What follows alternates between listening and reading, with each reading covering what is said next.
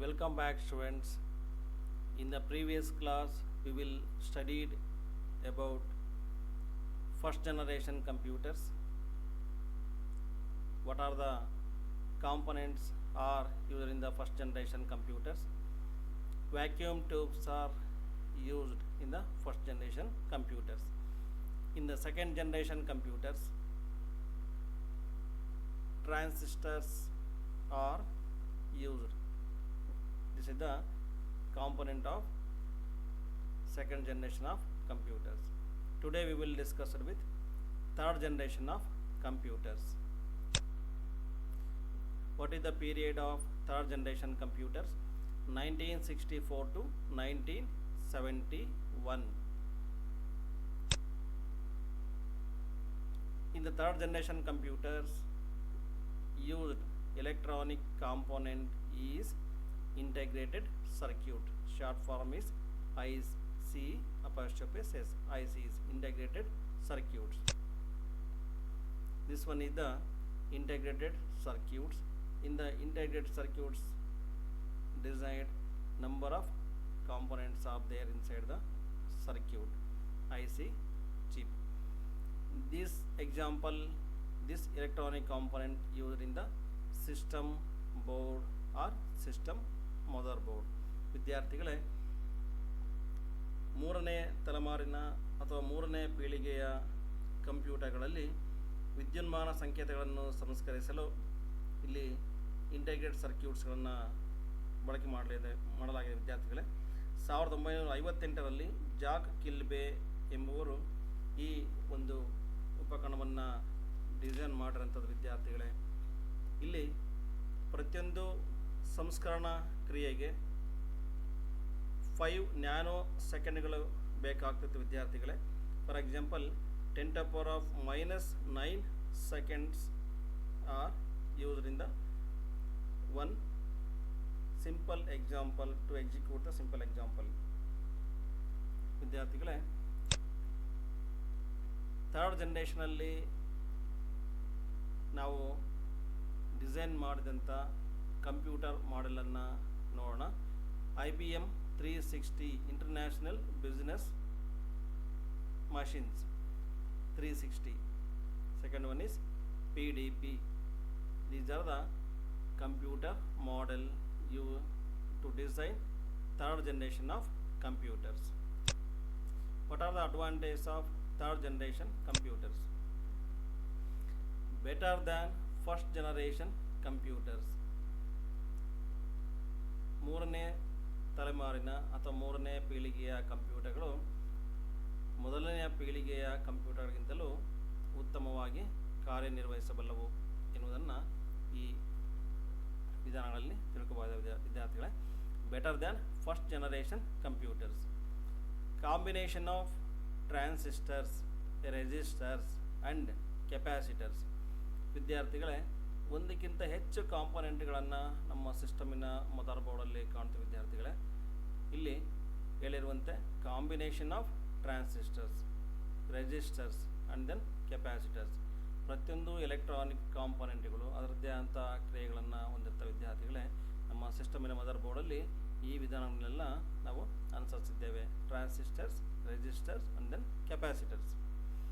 Processing speed was increased. In the previous class, computer parts are central processing unit is the brain of the computer system. Very important part of the computer system, processing unit. In the processing unit, processing speed was increased. ವಿದ್ಯಾರ್ಥಿಗಳೇ, processing unit ಎನ್ನುವುದನ್ನು ನಾವು ಅಭ್ಯಾಸ ಮಾಡಿದ್ದೇವೆ. ಆ processing ಯೂನಿಟಲ್ಲಿ ನಡೆಯುವಂಥ ಕ್ರಿಯೆಯನ್ನು ನಾವು ಇಲ್ಲಿ ಪ್ರೋಸೆಸಿಂಗ್ ಎಂದು ಹೆಸರಿಸಿದ್ದೇವೆ. Processing speed was increased. ಮೊದಲನೇ ತಲೆಮಾರಿನ ಮತ್ತು ಎರಡನೇ ತಲೆಮಾರಿನ ಕಂಪ್ಯೂಟರ್ಗಿಂತ ಮೂರನೇ ತಲೆಮಾರಿನ ಅಥವಾ ಮೂರನೇ ಪೀಳಿಗೆಯ ಅಥವಾ ಥರ್ಡ್ ಜನರೇಷನ್ ಕಂಪ್ಯೂಟರಲ್ಲಿ ಪ್ರೋಸೆಸಿಂಗ್ ಸ್ಪೀಡ್ ವಾಸ್ ಇನ್ಕ್ರೀಸ್ಡ್. ಕಾರ್ಯ ಸಂಸ್ಕರಣಾ ವಿಭಾಗದಲ್ಲಿ ಕಾರ್ಯವಿಧಾನಗಳು ಅಷ್ಟು ವೇಗವಾಗಿ ಕಾರ್ಯನಿರ್ವಹಿಸುವಂಥ ವ್ಯವಸ್ಥೆ ಇಲ್ಲಿತ್ತು. ವಿದ್ಯಾರ್ಥಿಗಳೇ, operating system helps to run multiple applications. ವಿದ್ಯಾರ್ಥಿಗಳೇ, how to switch on the computer system ಎನ್ನುವ ವಿಷಯ ಬಂದಾಗ ತಮಗೆ ಪರಿಚಯ ಮಾಡಿಕೊಟ್ಟಿದ್ದೇನೆ. Operating system means Windows 7, Windows 8, Windows 10 etc. These are the operating systems. Operating system helps to run multiple applications. ಈಗಿರುವಂಥ Windows 7, Windows 8 operating ಸಿಸ್ಟಮಲ್ಲಿ ವಿದ್ಯಾರ್ಥಿಗಳೇ ನಾವು ಪರಿಚಯ ಮಾಡ್ಕೊಳ್ಳೋಣ ಮುಂದಿನ ದಿನಗಳಲ್ಲಿ. ಪ್ರಿಮಿಟಿವ್ ಮಲ್ಟಿ ಟಾಸ್ಕಿಂಗ್ ಆಪರೇಟಿಂಗ್ ಸಿಸ್ಟಮಿಂದ ಒಂದು ಫ್ಯೂಚರ್ನನ್ನು ಅರ್ಥ ಮಾಡ್ಕೊಂಡಿದ್ದೇವೆ. ಆಪರೇಟಿಂಗ್ ಸಿಸ್ಟಮಲ್ಲಿ primitive multi tasking operating system ಅಂತ ಹೇಳಿದರೆ ಒಂದಕ್ಕಿಂತ ಹೆಚ್ಚಿಗೆ ಅಪ್ಲಿಕೇಶನ್ಗಳನ್ನು ನಮ್ಮ ಆಪರೇಟಿಂಗ್ ಸಿಸ್ಟಮ್ಗಳಲ್ಲಿ ನಾವು ಓಪನ್ ಆಗೋದಂತ ಕಾಣ್ತಿದ್ದೀವಿ ವಿದ್ಯಾರ್ಥಿಗಳೇ. ಹೇಗೆ ಅಂತ ಹೇಳಿದರೆ, ಸ್ಟಾರ್ಟ್ ಬಟನ್ನ ನಾವು ಪ್ರೆಸ್ ಮಾಡಿದಾಗ ಅಲ್ಲಿ ನಮಗೆ ಒಂದು ಪ್ರೋಗ್ರಾಮ್ನ ಗ್ರೂಪ್ ಕಾಣುತ್ತೆ ವಿದ್ಯಾರ್ಥಿಗಳೇ. ಆ ಗ್ರೂಪಲ್ಲಿ ನಾವೇನು ಮಾಡ್ತೇವೆ, ಹೋಗಿ ನಾವು ಅಲ್ಲಿ ಆ ಗ್ರೂಪಲ್ಲಿ ನಮಗೆ ಬೇಕಾದಂಥ ಅಪ್ಲಿಕೇಶನ್ ವಿಂಡೋಗಳನ್ನು ನಾವು ಆಯ್ಕೆ ಮಾಡ್ಕೊಳ್ತೇವೆ.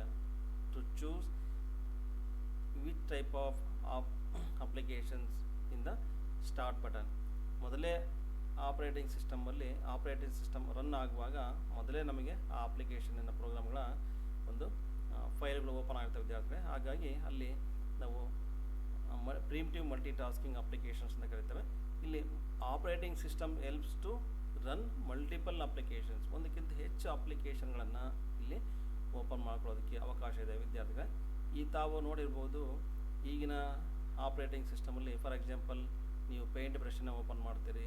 ಪೇಂಟ್ ಬ್ರಷನ್ನು ಓಪನ್ ಮಾಡುವಾಗ ಅದರ ಜೊತೆಗೆ ಸ್ವಲ್ಪ ಸೆಕೆಂಡ್ಸಿನ ಅವಕಾಶದಲ್ಲಿ ನೀವು MS ವರ್ಡ್ ಅಪ್ಲಿಕೇಶನ್ ಓಪನ್ ಮಾಡ್ಬೋದು, MS ಅಪ್ಲಿಕೇಶನ್ ವಿಂಡೋಗಳನ್ನು ಓಪನ್ ಮಾಡ್ಬೋದು. ಹೀಗೆ operating system helps to run multiple applications. Small size, low cost and ರಿಲಿಯೇಬಲ್.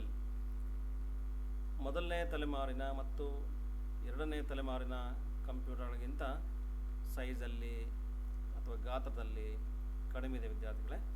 Low cost, ನಾವು ಮೊದಲನೇ ಪೀಳಿಗೆಯ ಕಂಪ್ಯೂಟರ್ಗಳನ್ನು ಹೋಲಿಸಿಕೊಂಡರೆ ಅಲ್ಲಿ ಭಾಳಷ್ಟು ಸ್ಥಳಾವಕಾಶ ಬೇಕಾಯಿತು ವಿದ್ಯಾರ್ಥಿಗಳೇ. ಒಂದು ಕಂಪ್ಯೂಟರ್ನ ನಾವು ಡಿಸೈನ್ ಮಾಡ್ಕೊಳ್ಳೋದಕ್ಕೆ ಭಾಳಷ್ಟು ಕಾಸ್ಟನ್ನು ಅಲ್ಲಿ ಉಪಯೋಗ ಮಾಡಬೇಕಾಯಿತು.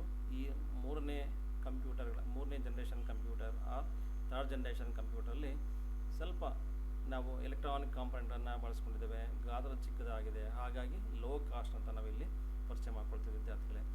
ರಿಲಿಯೇಬಲ್, ನಾವು ನೀಡಿದಂಥ ದತ್ತಾಂಶಗಳಿಗೆ ಸಂಬಂಧಪಟ್ಟಂತೆ ಬರುವಂಥ ಉತ್ತರ ಏನಾಗಿದೆ ವಿದ್ಯಾರ್ಥಿಗಳೇ, ಅಲ್ಲಿ ಕರೆಕ್ಟ್ನೆಸ್, ಅಕ್ಯುರಸಿ ಅಂತ ಹೇಳ್ತೇವೆ. ಆ ಆನ್ಸರನ್ನು ನಾವು ಪಡೆಯೋದಕ್ಕೋಸ್ಕರ ರಿಲಿಯೇಬಲ್ ಅಂತ ಕರಿತೇವೆ. Computers are used multi programming and then used for airlines and scientific applications. ಮೂರನೆಯ ತಲೆಮಾರಿನ ಕಂಪ್ಯೂಟರ್ಗಳನ್ನು ಡಿಸೈನ್ ಮಾಡಿದ ಮೇಲೆ ವಿದ್ಯಾರ್ಥಿಗಳೇ ನಾವು ಏರ್ಲೈನ್ಸಲ್ಲಿ ಮತ್ತು ಸೈಂಟಿಫಿಕ್ ಅಪ್ಲಿಕೇಶನ್ಸಲ್ಲಿ ಉಪಯೋಗ ಮಾಡ್ಕೊಳ್ಳೋದಕ್ಕೆ ಸಹಾಯಕ ಆಯಿತು ವಿದ್ಯಾರ್ಥಿಗಳೇ. ಫೋರ್ತ್ ಜನರೇಷನ್ ಕಂಪ್ಯೂಟರ್ಸ್, ನಾಲ್ಕನೆಯ ತಲೆಮಾರಿನ ಕಂಪ್ಯೂಟರ್ಗಳು.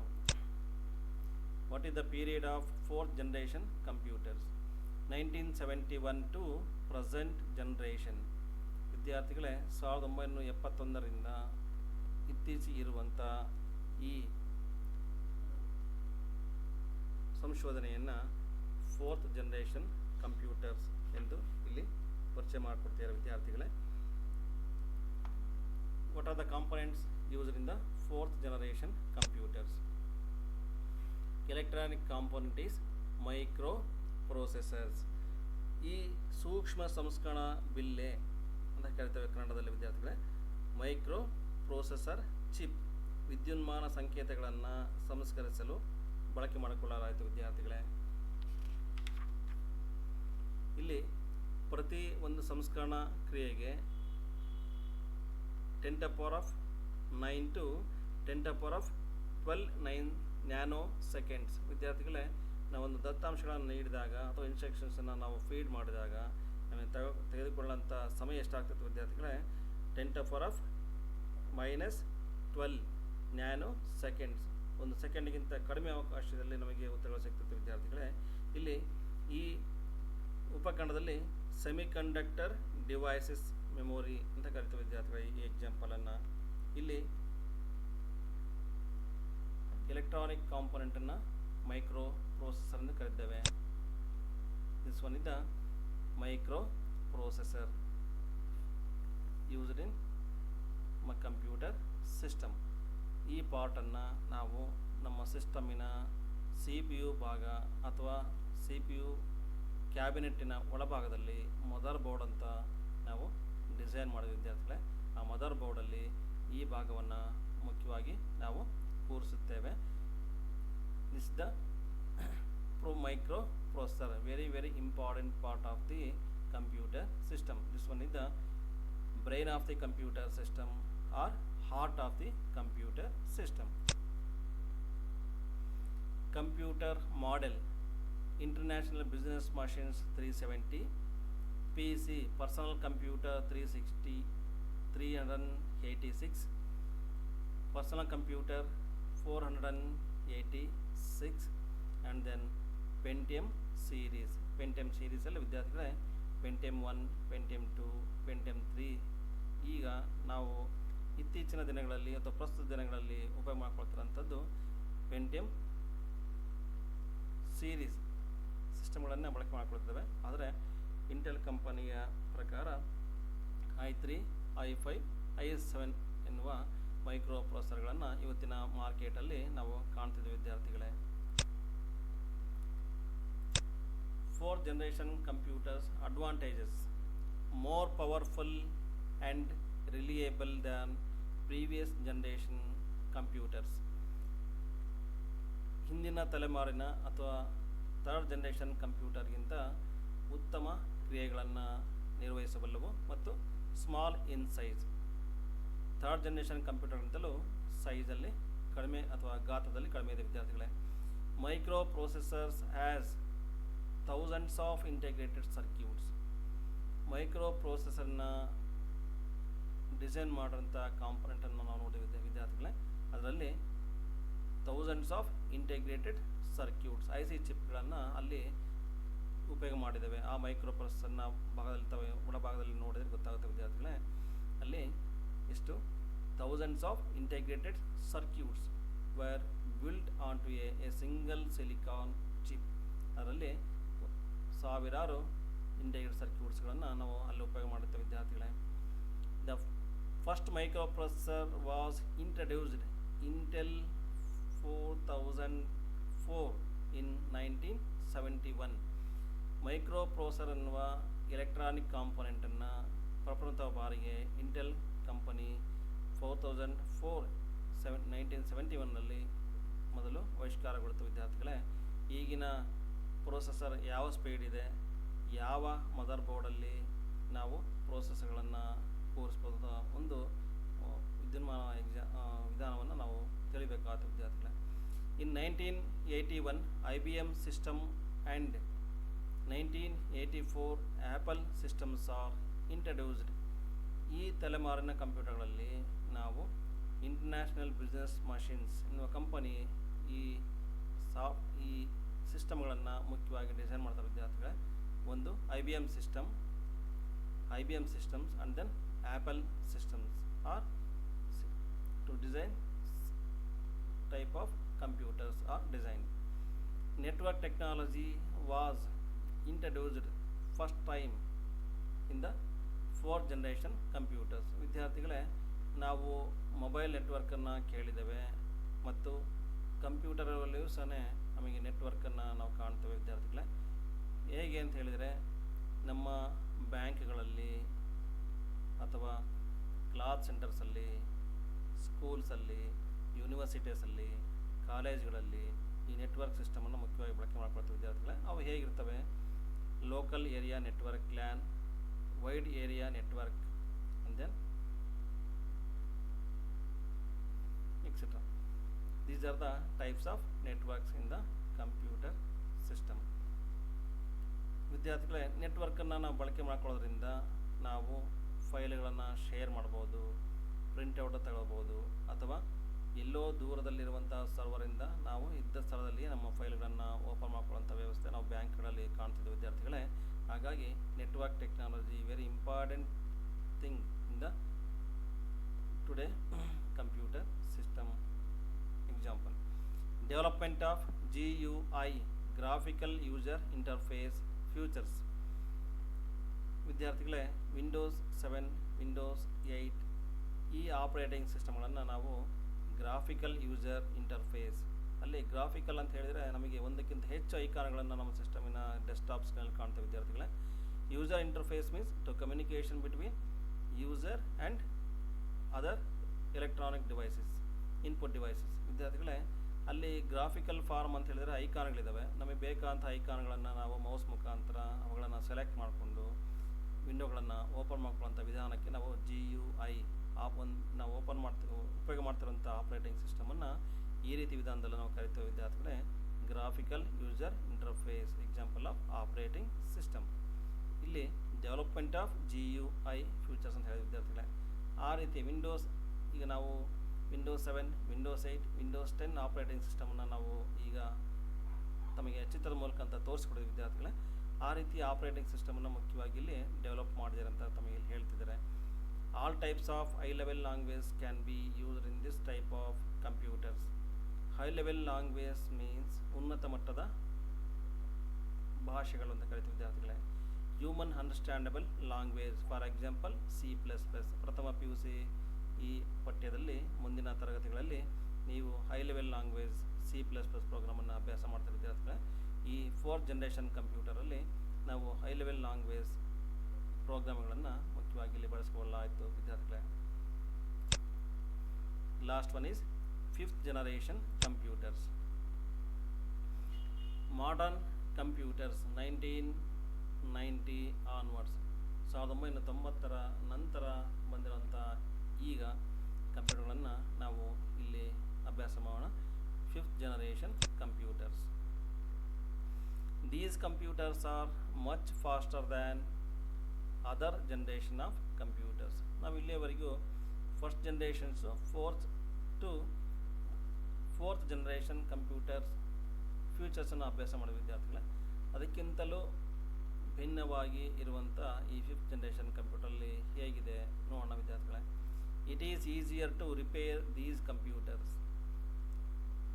ಪ್ರಥಮ ಅಥವಾ ಮೊದಲನೆಯ ಪೀಳಿಗೆಯ ಕಂಪ್ಯೂಟರ್ಗಳಲ್ಲಿ ಮುಖ್ಯವಾಗಿ ನಾವು ಸುಮಾರು ಒಂದಕ್ಕಿಂತ ಹೆಚ್ಚು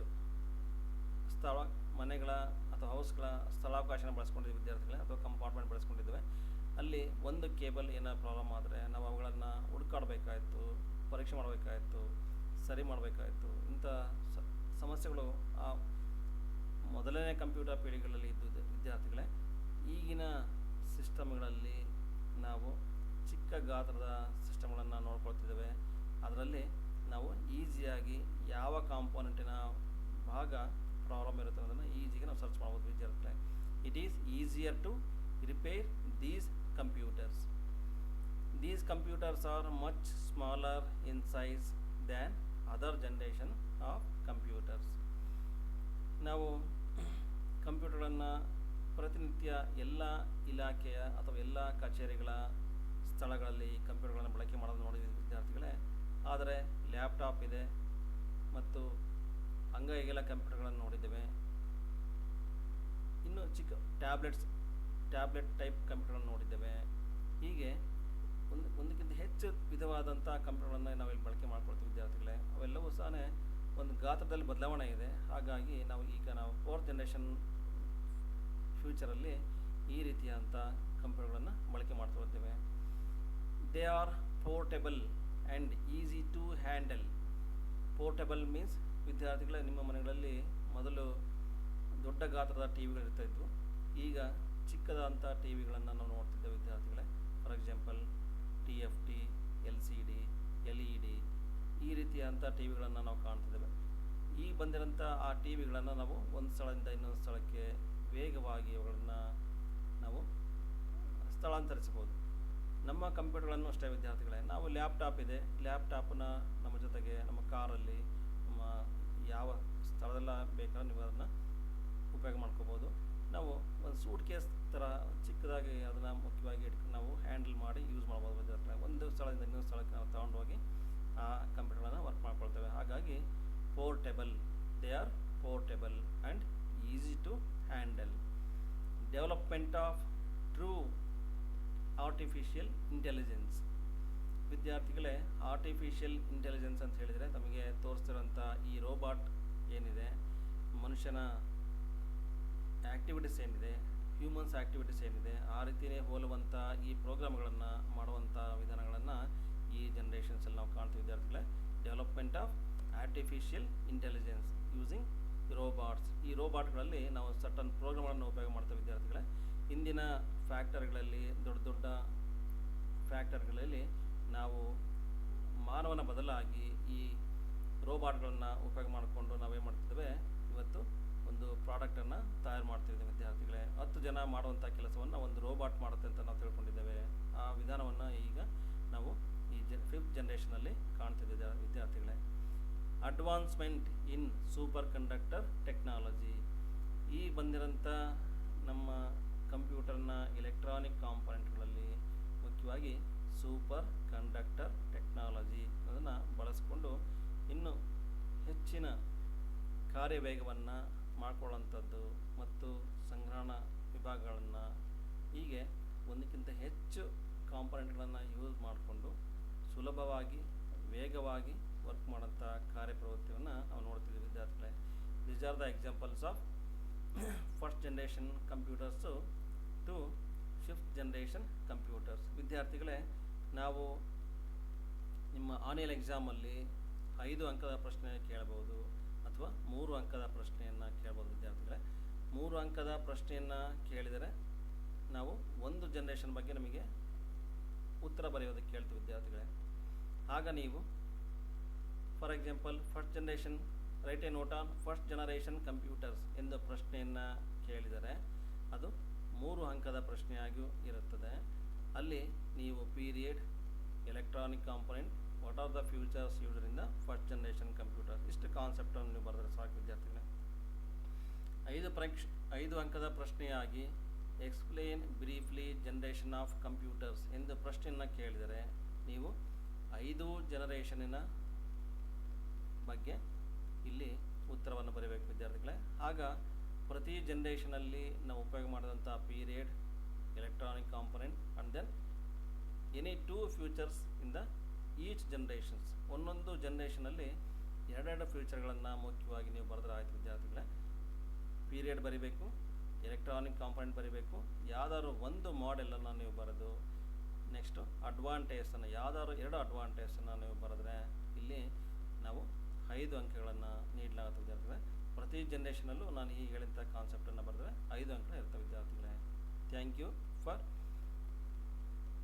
we will studied about in the first generation computers to 5th generation computer. Very important concept in the computer syllabus.